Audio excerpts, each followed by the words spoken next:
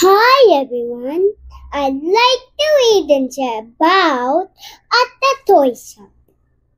There is a sale at the toy shop. It is very crowded. Many people are buying toys. A young girl is pointing at a doll on a shelf. It is very expensive. Her mother does not want to buy it for her.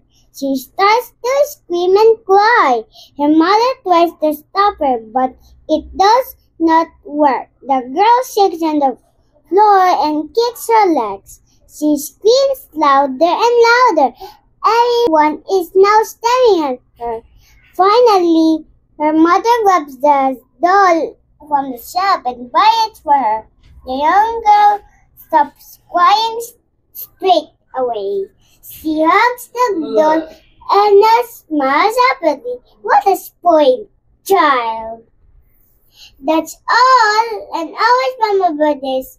The more that you read, the more things you will know. The more that you learn, the more places you go. My famous actor, Dr. Seuss. Please don't forget to hit the like button and share this video with your friends and family. Thank you.